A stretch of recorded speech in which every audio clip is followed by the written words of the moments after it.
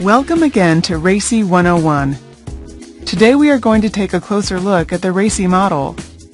Firstly, a bit of an introduction to roles and responsibilities. Good employee engagement starts with a clear and defined job description.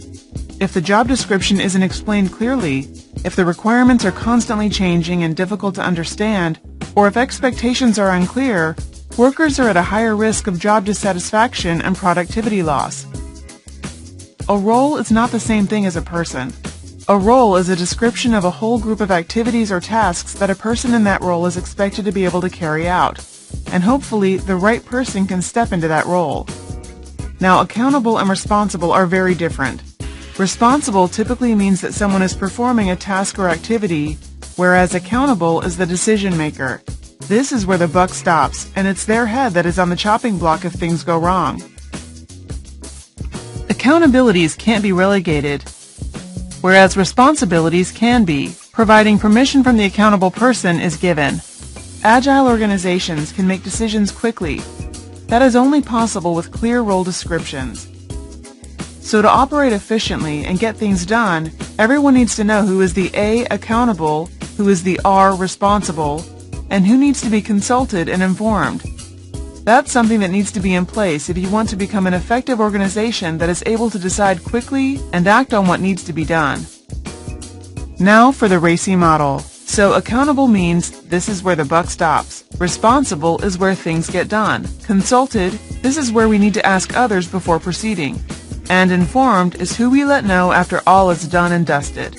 So RACI is an acronym which stands for Responsible, Accountable, Consulted, and Informed. So it's time to have fun. The idea behind RACI is to create a RACI matrix or chart. This is where you map your tasks or activities against the roles. The activities go down the left side of the chart, and the roles are across the top of the chart. To make it more interesting, we will fill it in relative to the current situation and then change it to the ideal situation. Then you fill in your various A's and R's in all the cells so you know exactly who is accountable, who's responsible, you know exactly who will be consulted, and who needs to be informed for the various activities. Making sense now? Let this chart sink in a minute. The amount of tasks that moms are capable of doing at the same time is one of the greatest mysteries in the world. Now dad and kids are helping mom with meals. Mom makes sure the shopping is done, dad does it, but mom consults with the kids as to what is on the shopping list. Mom seems to be accountable for the most things around the house, but at least now everyone knows they play a part in carrying out the tasks. RACI can be used for any project or business on any size, from a family to a business with over 500,000 employees. It's all about identifying who does what in my organization or my environment. So how do you build a RACI chart? Well, there is actually a great procedure in place.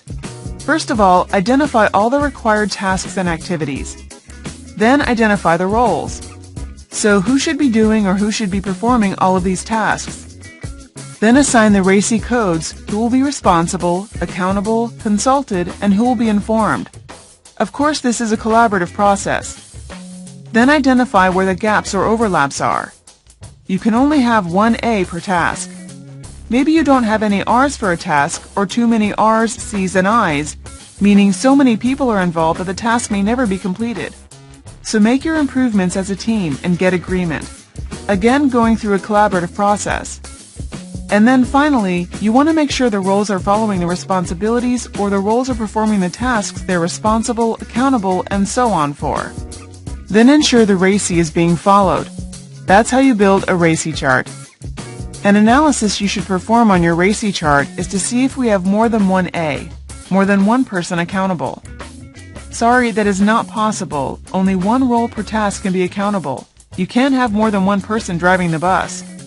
No A's, this is also not possible, as you need at least one driver on the bus for each activity to be performed.